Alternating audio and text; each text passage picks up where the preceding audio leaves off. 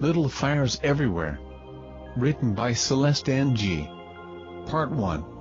Everyone in Shaker Heights was talking about it that summer. How Isabel, the last of the Richardson children, had finally gone around the bend and burned the house down. All spring the gossip had been about little Mirabel McCullough, or depending which side you were on, Mei Ling Chow, and now, at last, there was something new and sensational to discuss. A little afternoon on that Saturday in May, the shoppers pushing their grocery carts in Heinens, heard the fire engines wail to life and careen away toward the duck pond. By 12:15 there were 4 of them parked in a haphazard red line along Parkland Drive, where all 6 bedrooms of the Richardson house were ablaze, and everyone within a half-mile could see the smoke rising over the trees like a dense black thundercloud. Later people would say that the signs had been there all along. That Izzy was a little lunatic, that there had always been something off about the Richardson family, that as soon as they heard the sirens that morning they knew something terrible had happened. By then, of course, Izzy would be long gone, leaving no one to defend her, and people could, and did say whatever they liked. At the moment the fire trucks arrived, though, and for quite a while afterward, no one knew what was happening.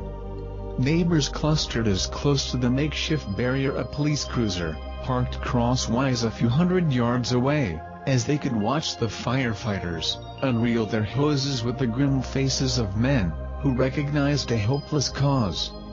Across the street, the geese at the pond ducked their heads underwater for weeds, wholly unruffled by the commotion. Mrs. Richardson stood on the tree lawn, clutching the neck of her pale blue robe closed. Although it was already afternoon, she had still been asleep when the smoke detectors had sounded.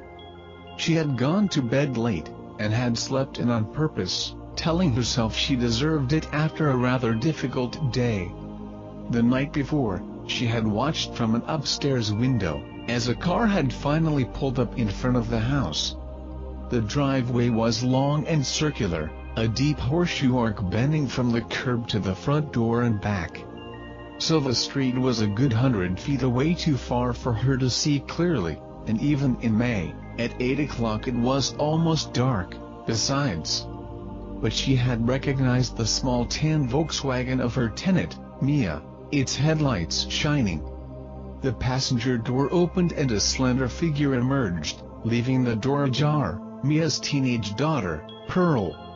The dome light lit the inside of the car like a shadow box, but the car was packed with bags nearly to the ceiling and Mrs. Richardson could only just make out the faint silhouette of Mia's head, the messy top knot perched at the crown of her head.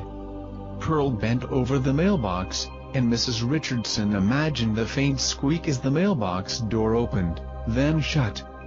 Then Pearl hopped back into the car and closed the door. The brake lights flared red, then winked out, and the car puttered off into the growing night. With a sense of relief, Mrs. Richardson had gone down to the mailbox and found a set of keys on a plain ring, with no note. She had planned to go over in the morning and check the rental house on Winslow Road, even though she already knew that they would be gone. It was because of this that she had allowed herself to sleep in, and now it was 12:30 and she was standing on the tree lawn in her robe and a pair of her Suntrips tennis shoes, watching their house burn to the ground. When she had awoken to the shrill scream of the smoke detector, she ran from room to room, looking for him, for Lexi, for Moody. It struck her that she had not looked for Izzy, as if she had known already that Izzy was to blame. Every bedroom was empty except for the smell of gasoline and a small crackling fire set directly in the middle of each bed, as if a demented Girl Scout had been camping there. By the time she checked the living room, the family room, the rec room, and the kitchen, the smoke had begun to spread, and she ran outside at last to hear the sirens, alerted by their home security system, already approaching. Out on the driveway, she saw that Tripp's Jeep was gone, as was Lexi's Explorer, and Moody's bike, and of course, her husband's sedan. He usually went into the office to play catch-up on Saturday mornings. Someone would have to call him at work.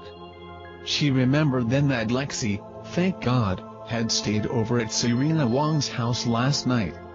She wondered where Izzy had gotten to.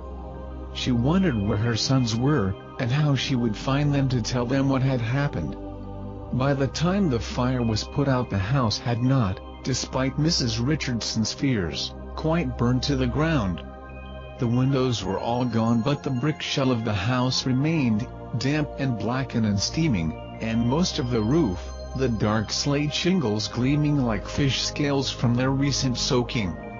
The Richardsons would not be allowed inside for another few days, until the fire department's engineers had tested each of the beams still standing, but even from the tree lawn, the closest the yellow caution tape would allow them to come, they could see there was little inside to be saved. Jesus Christ, Lexi said.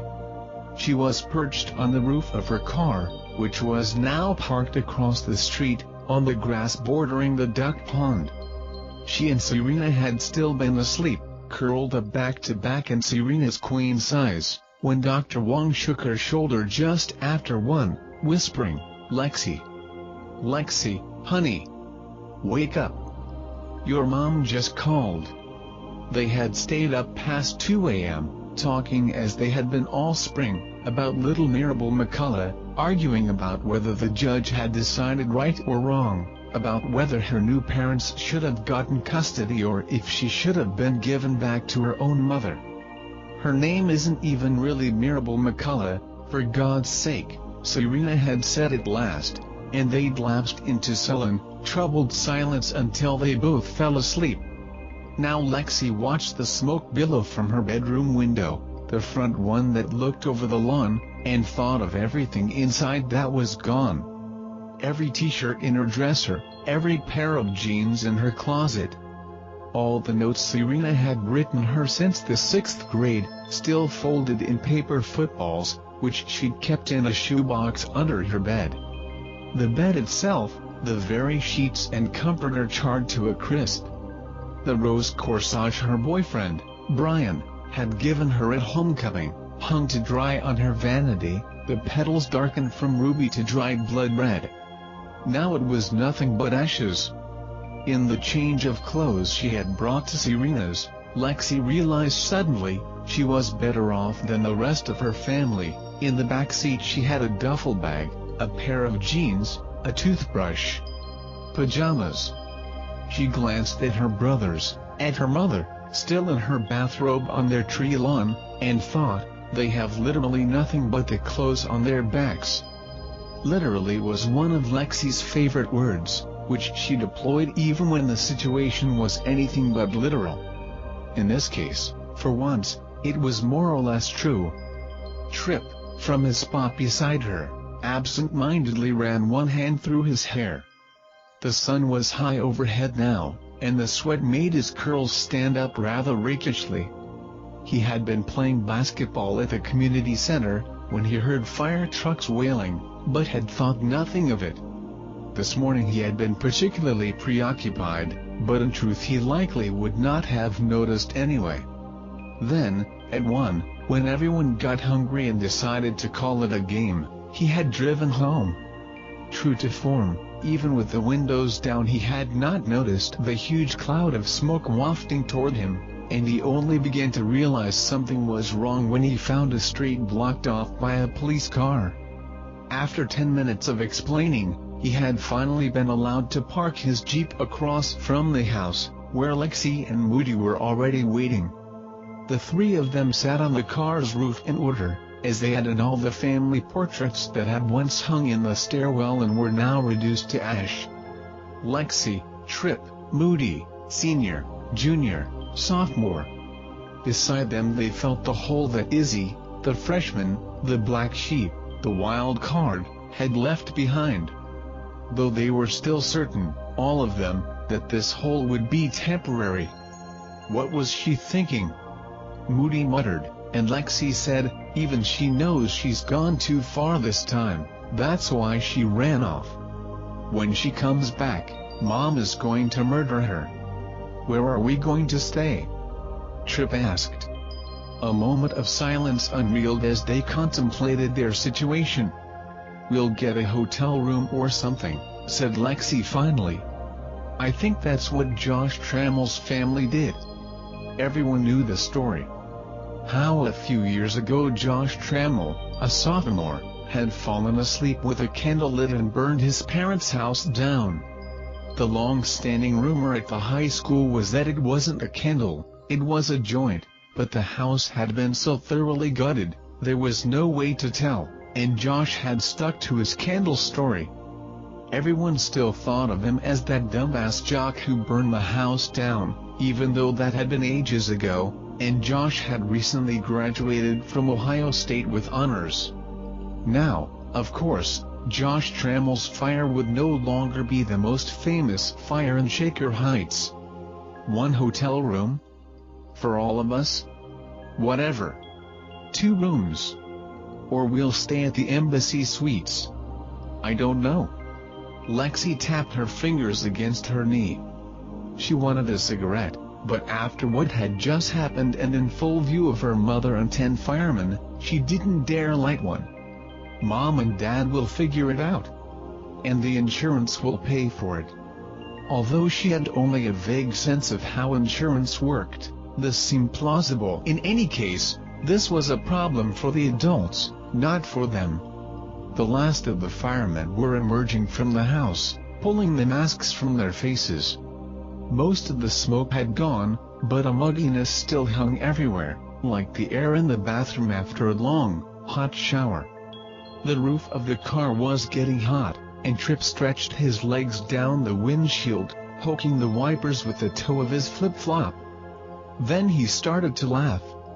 "What's so funny?" Lexi said. "Just picturing Izzy, running around striking matches everywhere." He snorted. "The nutcase." Moody drummed a finger on the roof rack. "Why is everybody so sure she did it?" "Come on." Trip jumped down off the car. "It's Izzy. And we're all here. Mom's here. Dad's on his way. Who's missing? So Izzy's not here. She's the only one who could be responsible?" "Responsible?" put in Lexi. "Izzy? Dad was at work," Trip said. "Lexi was at Serena's. I was over at Sussex playing ball." "You?" Moody hesitated. "I biked over to the library. There. You see?" To Trip, the answer was obvious. The only ones here were Izzy and Mom. And Mom was asleep. Maybe the wiring in the house shorted. Or maybe someone left the stove on. The firemen said there were little fires everywhere, Lexi said. Multiple points of origin. Possible use of accelerant. Not an accident. We all know she's always been mental. Trip leaned back against the car door. "You're all always picking on her," Moody said. "Maybe that's why she acts mental." Across the street, the fire trucks began to reel in their hoses. The 3 remaining Richardson children watched the firemen set down their axes and peel away their smoky yellow coats. "Someone should go over and stay with Mom," Lexi said, but no one moved. After a minute, Trip said, "When Mom and Dad find Izzy, they are going to lock her up in a psych ward for the rest of her life." No one thought about the recent departure of Mia and Pearl from the house on Winslow Road. Mrs. Richardson, watching the fire chief meticulously taking notes on his clipboard, had completely forgotten about her former tenants. She had not yet mentioned it to her husband or her children. Moody had discovered their absence only earlier that morning, and was still unsure what to make of it. Far down Parkland Drive, the small blue dot of their father's BMW began to approach. "What makes you so sure they'll find her?" Moody asked. The first part ends here. We'll be back with the next soon. Thanks for listening.